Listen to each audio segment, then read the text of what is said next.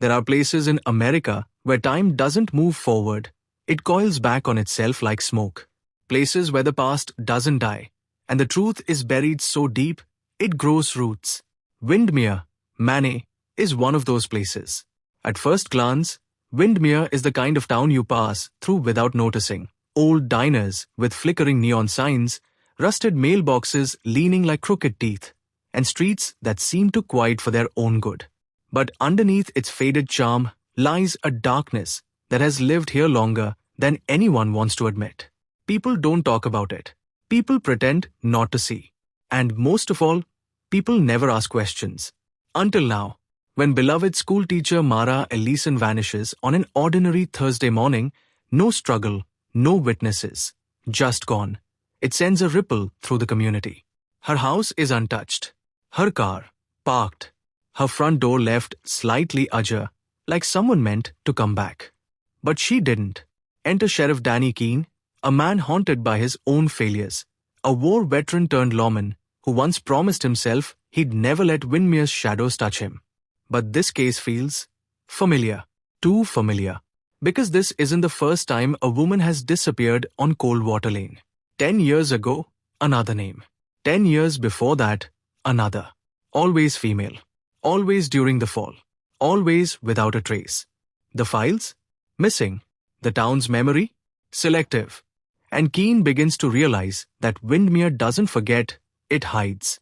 As he digs deeper, he finds disturbing patterns, symbolic carvings, old newspaper clippings, a diary entry from 1973 that references the unflinching, and a burned photograph of Mara as a child, standing in front of the Coldwater house. The house that local kids dare each other to approach. The house that hasn't been sold in over 40 years. The house with a light that sometimes flickers on even though it has no electricity. But this isn't just a story of a cop and a mystery. This is also Mara's story. Because Mara isn't dead. She wakes in a place she once saw in a childhood nightmare, only now it's real. Concrete walls. No windows. No time. A single red light blinking above a steel door. Her captor never shows his face, only his voice, distorted and soft, whispering questions she doesn't understand. Do you remember the game we played? Do you still hear them when it rains? Why did you lie?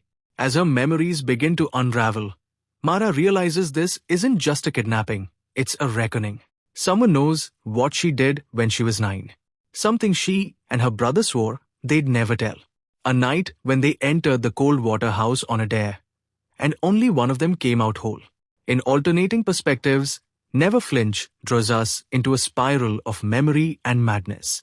We see Mara's past in flashes. Distorted, unreliable, terrifying. We feel Keene's grip on reality slipping as the town's secrets push back. And we watch as Windmere itself becomes a character, alive, pulsing, watching. King doesn't rely on gore here. The fear is psychological, intimate, and constant. It's in the static on the phone. The child's drawing taped to an old cellar wall.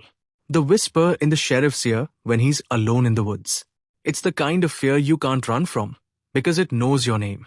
It knows your face. And it's been waiting. At its heart, Never Flinch is about the price of silence. About what happens when a community chooses denial over truth. When a survivor chooses amnesia over healing. And when a child chooses fear over forgiveness. Because some monsters don't crawl out of the woods. They grow inside of you. And they wait. And wait. And when they come back hungry. So turn the page, if you dare. But whatever you do, never flinch. More twisted tales are coming. Just don't close your eyes.